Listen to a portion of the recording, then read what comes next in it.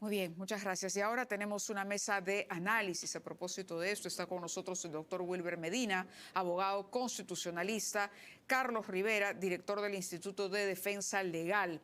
El tema por el que los hemos invitado no es precisamente el caso Alianza Lima. Nosotros más bien queremos ahora abocarnos a la situación del presidente José Gerí y conocer qué es lo que opinan ustedes y a partir de lo que se está discutiendo en el Congreso, las posibilidades que hay realmente de llegar a una censura o a una vacancia del presidente de la República. Muy buenas noches y gracias por acompañarnos. Gracias. Buenas noches, María. Doctor Medina, entiendo que ya una moción de vacancia ha conseguido las firmas, por lo menos, para ser ingresada.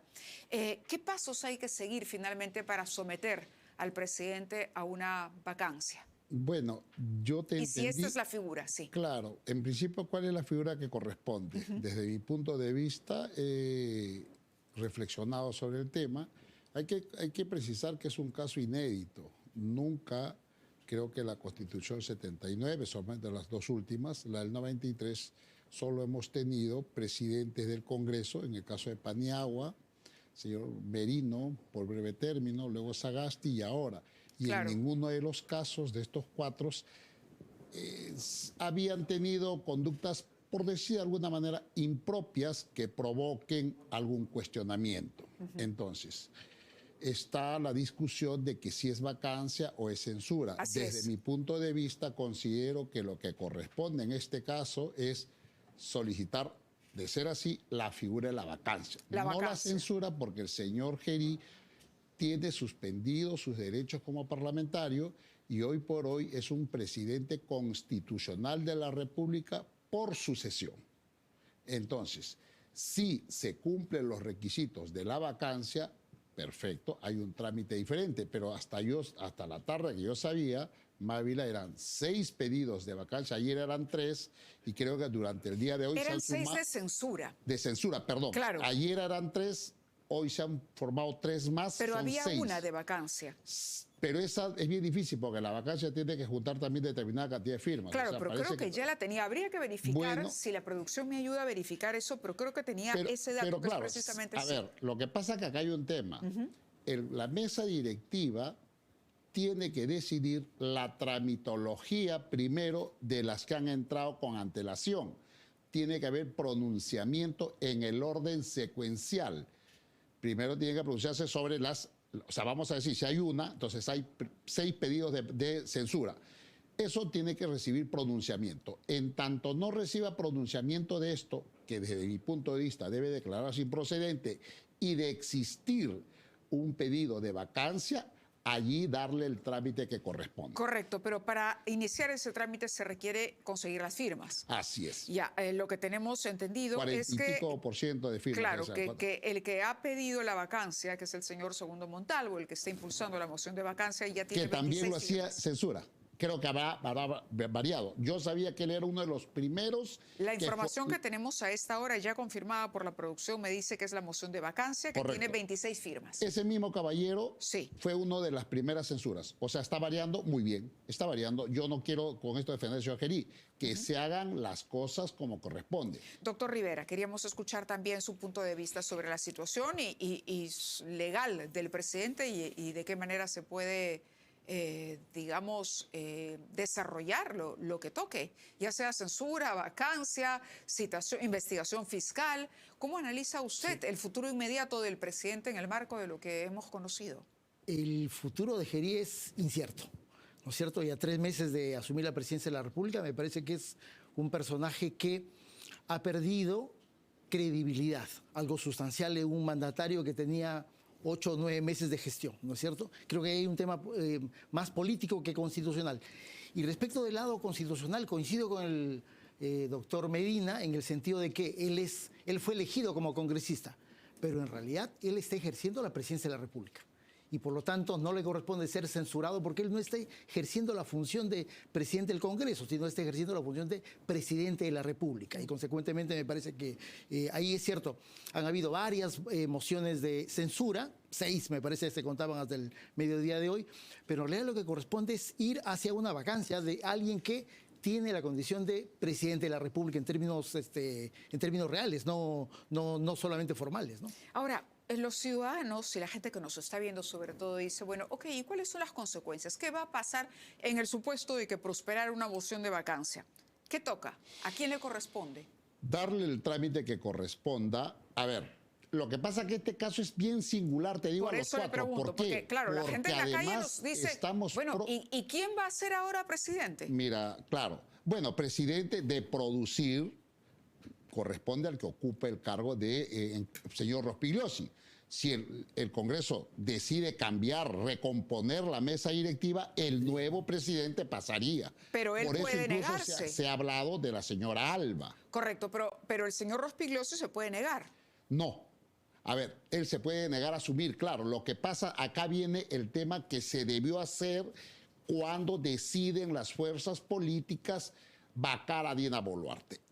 Se debió hacer como se hizo el 2000. El 2000 no era presidente el señor Paniagua, me parece que era Luz Salgado, era la presidenta. Pero antes de vacarlo, las fuerzas políticas dijeron, si vamos a vacar, automáticamente quien está, Luz Salgado, va a subir. Es del mismo partido. No. Primero... Luz Salgado era en el caso Fujimori. Sí, así es. Ella renuncia. Ella renuncia. Porque hay un acuerdo político y se procede a la elección de Paniagua. De Paniagua. Y se allana el camino, porque ya sabían, primero renuncia, renuevan la mesa directiva, sale Paniagua y acto seguido hacen la vacancia. Claro. Por eso es que Paniagua se convierte en presidente de la República. Eso es otro escenario, no es un escenario del derrumbamiento de un régimen y del acuerdo político de que... Carlos, ahí hay un tema interesante que ocurrió la noche del 10 de octubre. Antes de vacar a la señora Boluarte, las fuerzas políticas debieron ser responsables y decir, señores, vamos a vacarla. Estamos de acuerdo que si vacamos, la Constitución señala y el llamado por la Constitución es Gerí. ¿Estamos de acuerdo? Sí. Ok. Dijeron sí, fueron. Como fue tan rápido todo, vacaron, votaron, la vacaron. ¿Y usted cree que fue una irresponsabilidad? Nos acaba de decir. Yo considero que fue un trámite muy extraño, muy rápido. No se respetó el derecho del debido proceso de la señora Boluarte. Pero en la elección de Gerí, ¿ustedes ven irresponsabilidad? No. Política, perdón. Sí.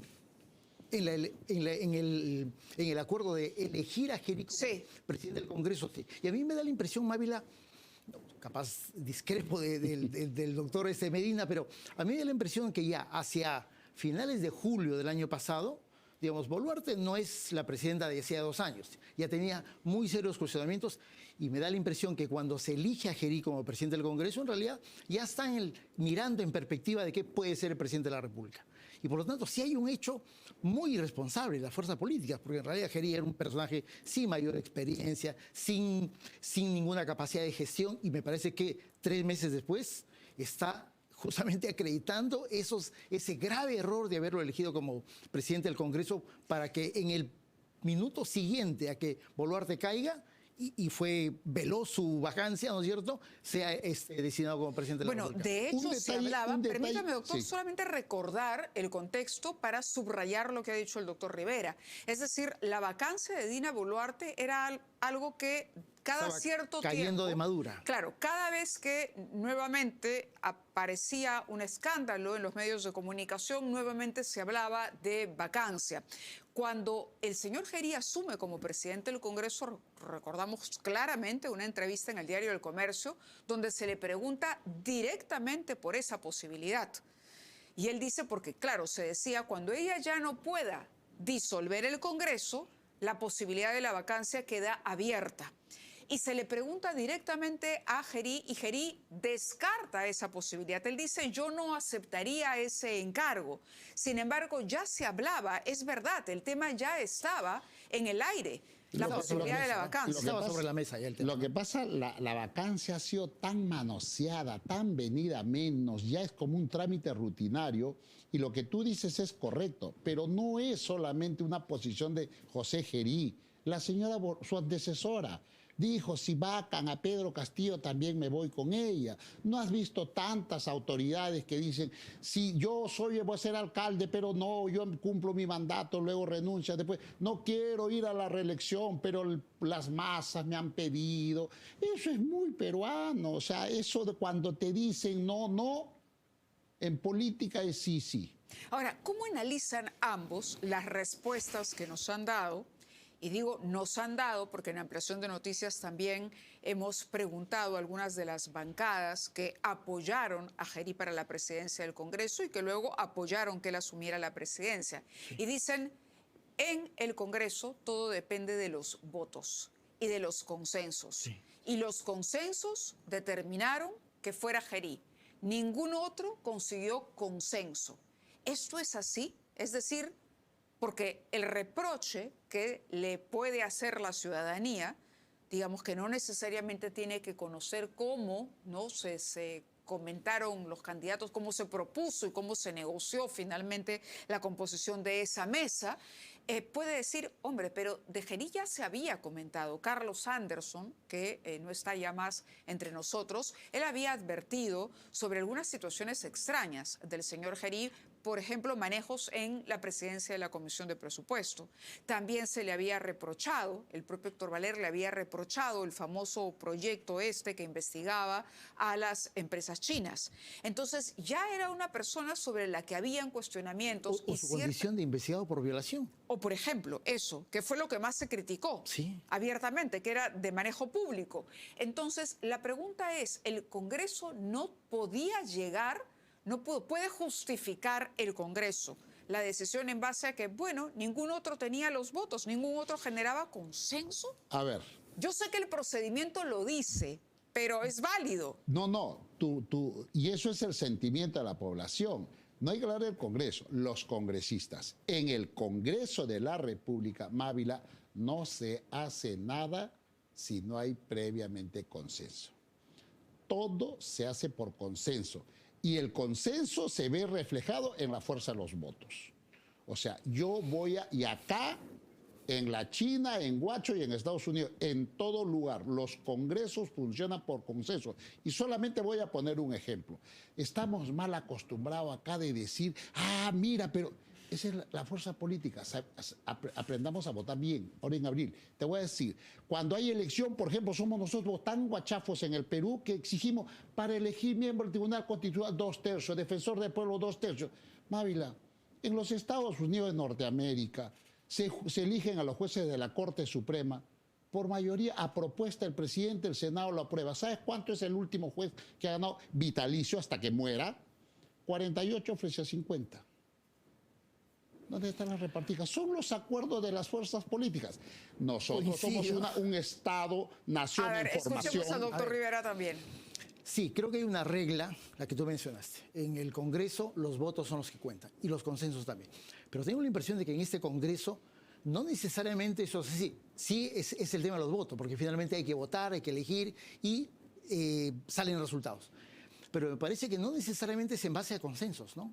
A mí me da la impresión de que hay una coalición dentro del Congreso de la República, la que gobierna hace mucho tiempo el Congreso. ¿Usted diría que más que consenso fue una imposición? Sí, sin duda, sin duda.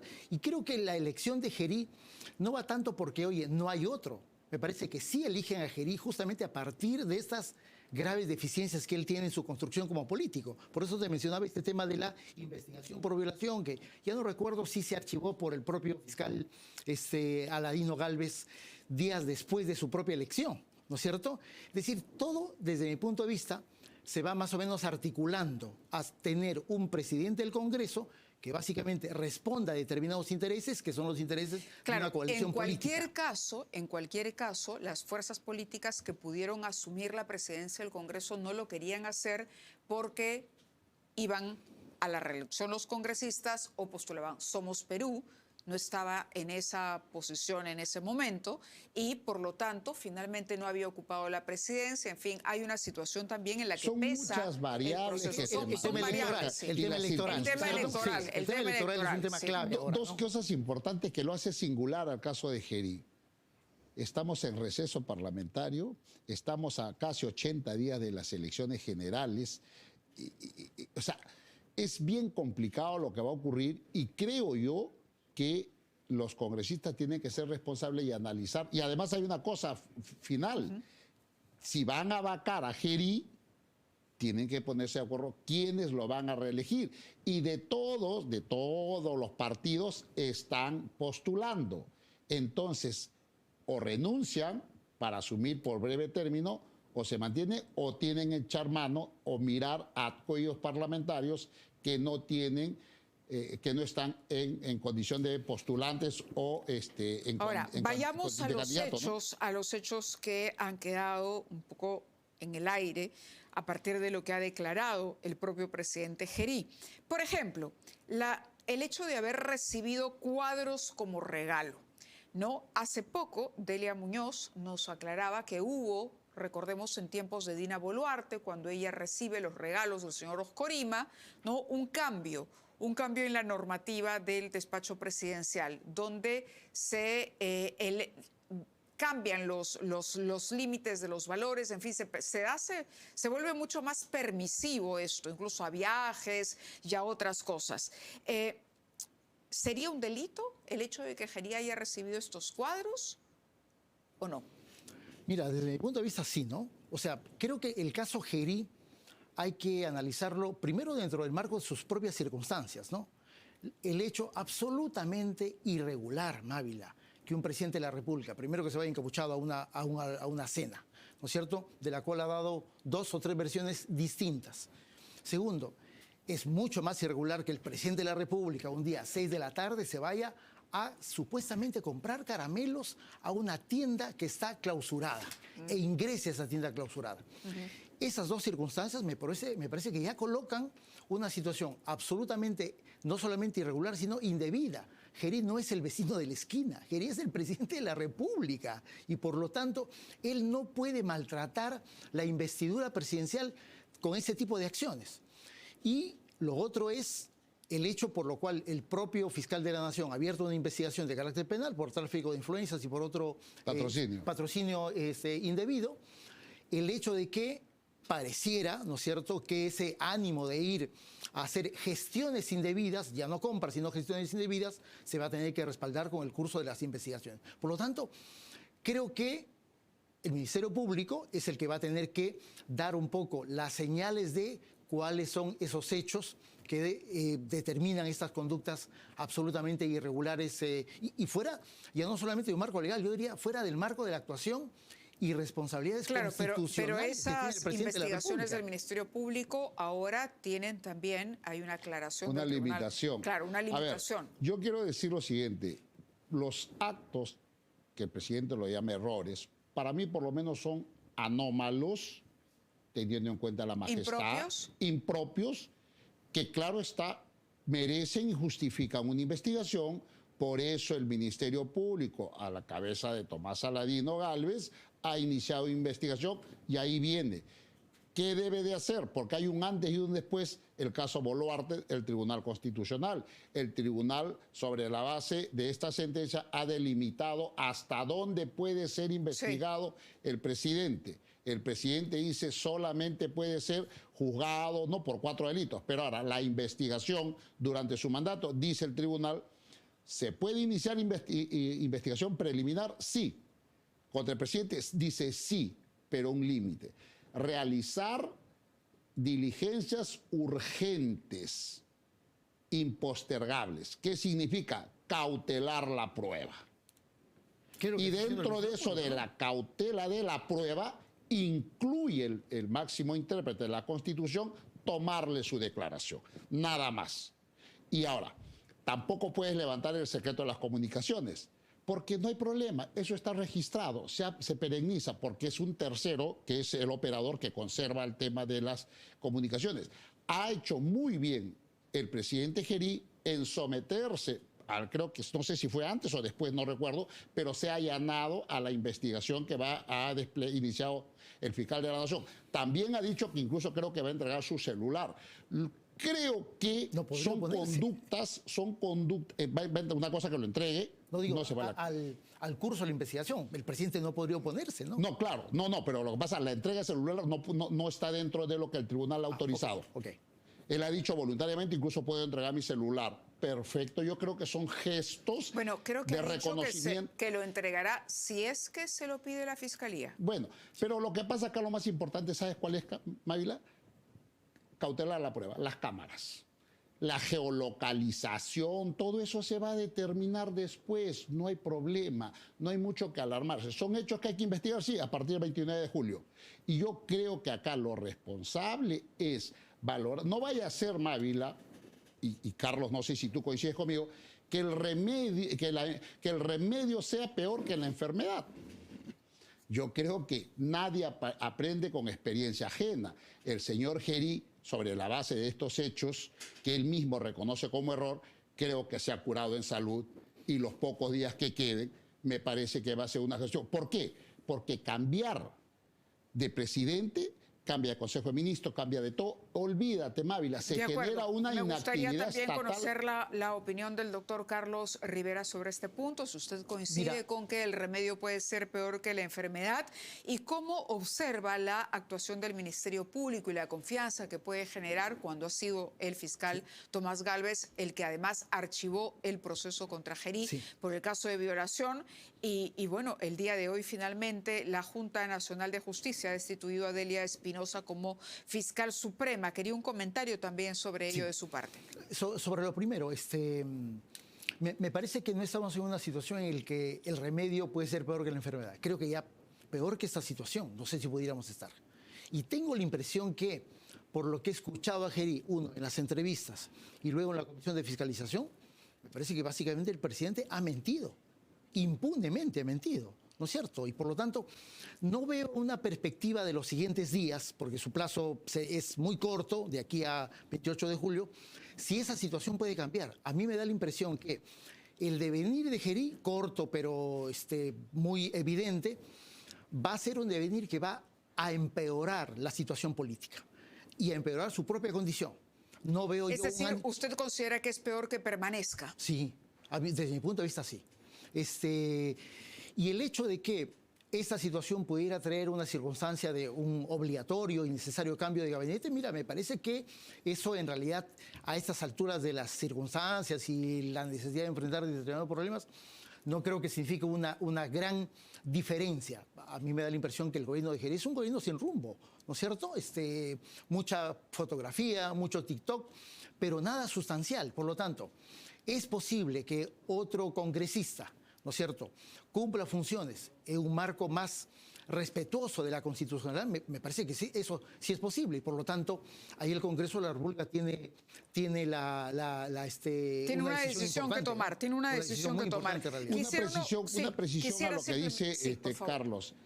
El tema de la denuncia de violación contra el presidente Gerí es correcto que dice se archiva después que él ha sido elegido presidente del Congreso. Pero hay un dato importante revelador. La víctima no apeló el archivamiento, lo cual denota que la víctima estaba conforme con el fallo. Es una cosa decidida. Eso es un dato medular a una persona que formula una denuncia, hace imputación, no directa, sino contra varios, y en eso está comprendido el señor Gerí, se hacen las indagaciones, se hacen las pericias y demás, archiva el fiscal de la Nación y la supuesta agraviada no hace ninguna impugnación contra ese archivo, denota que había solidez en la disposición fiscal del archivo. De acuerdo, yo les agradezco que hayan estado con nosotros esta noche. Ha sido interesante conocer sus puntos de vista. Como dicen ustedes, en realidad el futuro, por lo pronto político, del señor Gerí está en manos del Congreso. Por el lado legal, el Ministerio Público ya inició una investigación que tiene un límite, pero que definitivamente va a continuar a partir del 29 de julio de este año. Así que creo que el señor Gerí tiene todavía un largo camino por delante para esclarecer una serie de hechos que han quedado sin duda sin mayor explicación. El desenlace de pronóstico reservado. Muchas gracias a ambos por estar con nosotros. Hacemos una pausa.